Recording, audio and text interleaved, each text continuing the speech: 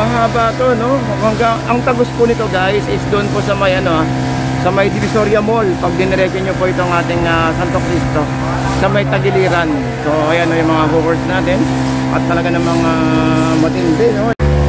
Yun, so guys, no, pwede nang maglatag yung mga ano natin, mga kababayan natin dito.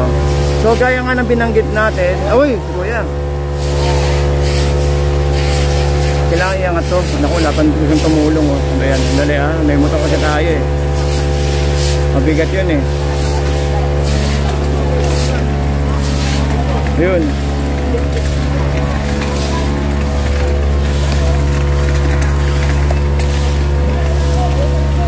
Yun, so ito yung guys, nung makikita nyo yung guhit dito, yan po yung ano, no, yan po yung palatandaan na hanggang dyan lang po sila, yung mga ano, yung mga nagtitinda.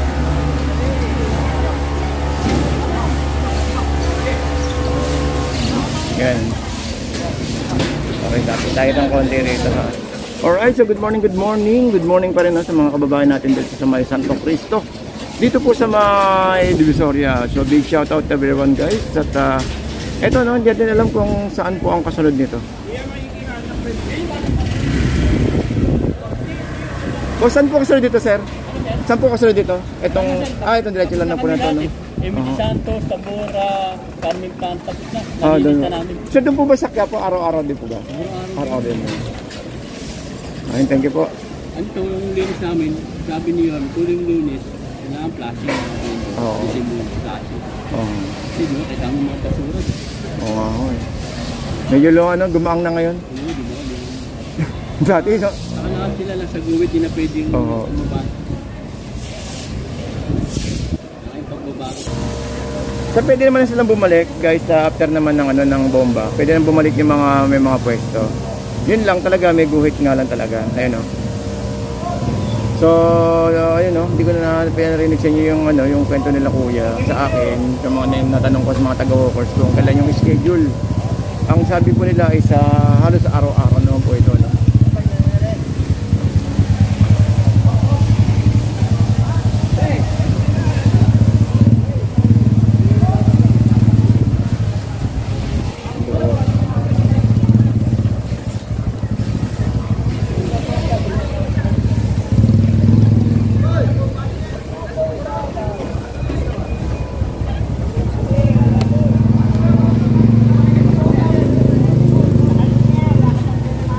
Alright, so pinakita ko lang at nag-update tayo ng sitwasyon dito sa may ano guys, sa may Santo Cristo. Kung gaano na po kaluwag itong area po natin. So, pakita ko sa inyo rin yung harapan ng ano ng Divisoria Mall, no. Dito tayo ngayon sa may harap ng Divisoria Mall. Ayan po yung Divisoria Mall po natin. Sa mga naghahanap ng mga powder, mga candies, mga gamis, nandiyan po yan. Siyempre yung mga toys, tsaka po yung mga ano nang tawag dito, yung mga pag may magbe-birthday ka, mga anniversary, birthdays, mga tawag ito, mga paraphernalia nyo na pag may mga anniversary. Dito lang po yan guys, malapit, no? Or nasa may gilid po ng Divisoria Mall. Pero syempre yung mga candy nasa harapan po yan. At yung mga guys, yung mga panindang mga ano, laruan, no, punta po kayo. Ito secret ko po sa inyo to guys, ha? May sekreto po kung ano sa inyo, i-reveal sa inyo, baka hindi po maraming hindi pa nakakalam. Ito pong ilalim ng Divisoria Mall guys is dyan po yung isa mga maraming bilihan ng mga laruan, mga wholesaler sa ilalim po niyan. Ito pong Divisoria Mall, i-try nyo, i-try nyo yung sa may ilalim po niyan. Dyan po kayo makakabili ng mga murang laruan, mga maramihan or per piraso, per anim, maraming mga candies, mga powder, mga gummies, no? Dami, oh. Mga bubble gum.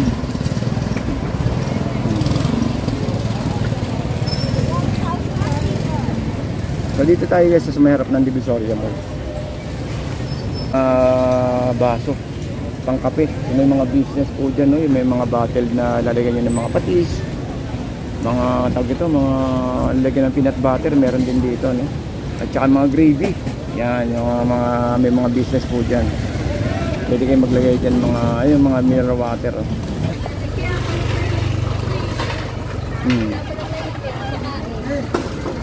Ano bang pandisan? Hello, sis! Alright, so nandito pa rin tayo sa harap, no? Okay, so ito yung kahabaan pa rin tayo ng ng Santa Cristo, guys. At pag diniretso nyo po ito, makita nyo na dito yung itong dating Divisoria Mall, no. No. Yung mga kababayan natin, no, na mga first time na pupunta dito sa ating Divisoria. So dito is marami kayong way, no, para makapasok po sa may napuntang Divisoria. Nandiyan ang Santo Cristo, Tabora, tawag ito, itong Juan Luna.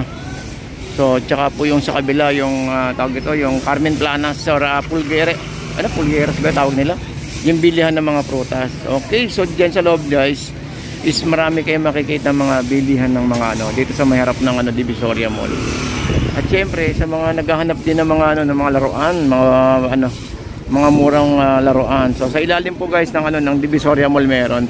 Ito ngayon yung 818 Mall, yung bagong-bago natin, 818 Mall, at syempre sa mga kababayan natin na patuloy pong dito nag-update sa ating Divisoria at sa ating mga video. Maraming salamat po. At ito, napakaluwag ng kalsadaan natin, kaya lang syempre may mga tinamaan talaga, tulad nung binibilang ko ng plastic dito nasa bangketa kasi. Anyways, yun lang talagang syempre para sa lahat naman yung ginagawa at ni Yorme, para sa pangkalahatan, kumbaga kung papaano giginhawa sa paglakad yung mga kababayan natin, no? At saka po sa mga lalo mga namimili, dahil maraming namimili dito lalo pag Sabado Linggo. Yung iba ay hindi naman taga Maynila, yung iba naman ay galing sa mga probinsya na umaangkat ng kanilang mga produkto na may mga dalang sasakyan.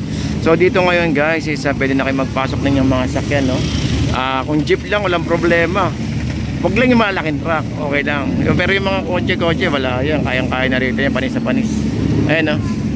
Okay, so hanggang dito lang tayo, guys, at nag-update lang tayo ng sitwasyon dito sa may Santo Cristo, kung gaano po kalinis itong ating Santo Cristo na dito po sa may Divisoria. Alright, so good morning and big shout out to everyone, guys, and keep safe po sa lahat. Thank you po, at sa mga nag-subscribe sa ating YouTube channel, maraming salamat po.